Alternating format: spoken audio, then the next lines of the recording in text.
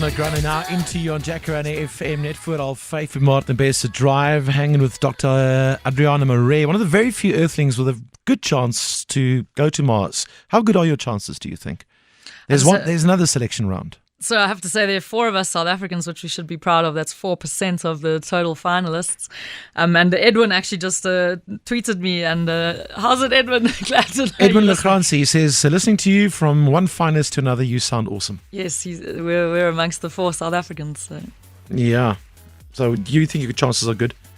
I mean, with what you told me earlier, I mean, you've got a good chance of growing something on that planet.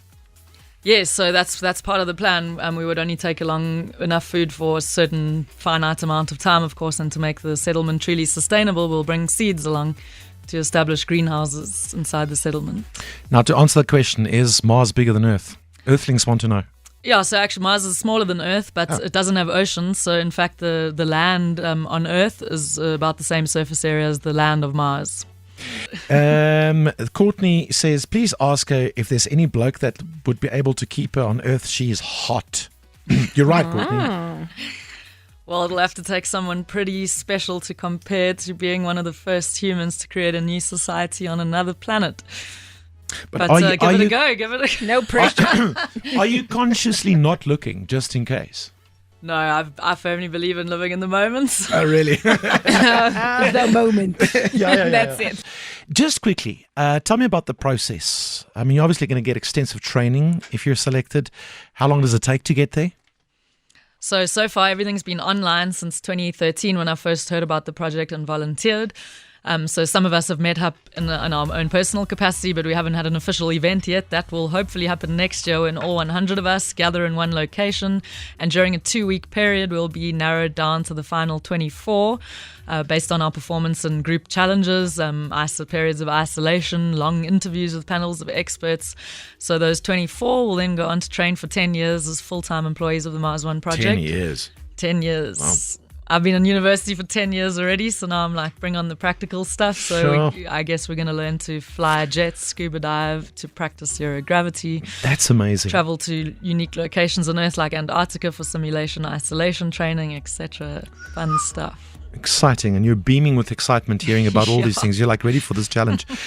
How long does it get to go from Earth to Mars? So currently, like the Curiosity rover, which was the last thing we successfully landed on the surface, took around 7 months to get there. So that's 7 months. That would be using the current technology. That's how long it takes.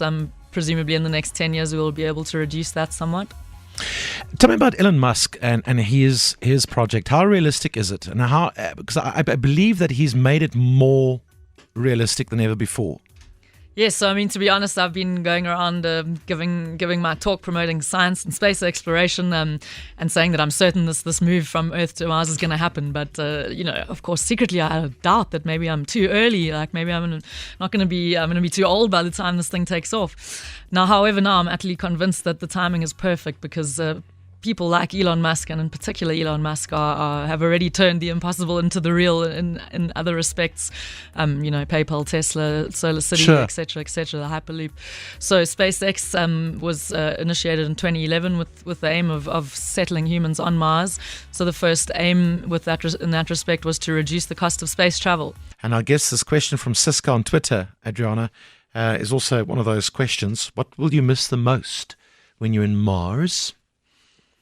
So I think the busyness of Earth, which is because of all the life that inhabits it. So as far as we know, this situation is unique in our solar system. Certainly our observations of all the other planets don't reveal a planet teeming with life like this one.